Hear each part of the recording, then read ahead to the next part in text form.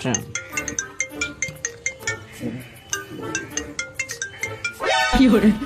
Hello, এই বলছিলাম কি, আমি না শপিং মলে এসেছি।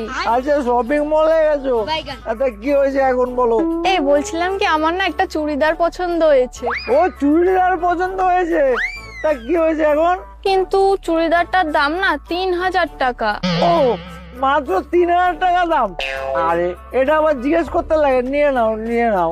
আর বলছিলাম, আমার না একটা শাড়িও পছন্দ হয়েছে, কিন্তু ওই শাড়িটার দাম না 5000 টাকা। আরে সুইটার, 5000 টাকা দাম একটা শাড়ি, এটা আবার আমাদের পারমিশন নেওয়ার কি আছে? তুমি নিয়ে নাও নিশ্চিন্তে।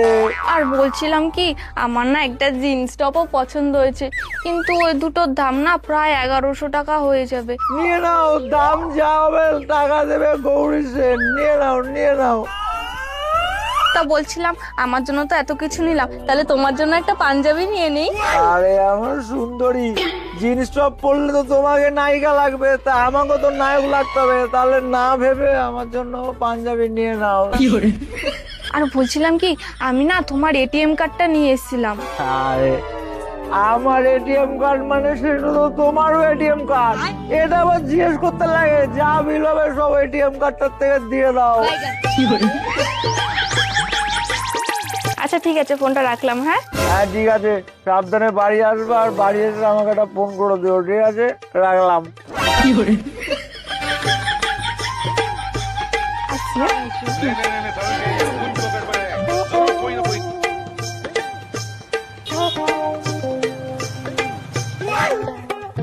শোনো কাকা, যখন আমরা বলি আমাদেরকে মদ খাওয়াও, তখন তোমার কাছে পয়সা থাকে না। আর আজকে যে গার্লফ্রেন্ড বললো শাড়ি কিনবো, পাঞ্জাবি, জিন্স টপ, এখন তুমি বড় লোকই পণ্য দেখাচ্ছ। এখন টাকাগুলো কোত্থেকে আসছে? ওই বড় বড় বন্ধ কর, আগে বলতো এই ফোনটা কার?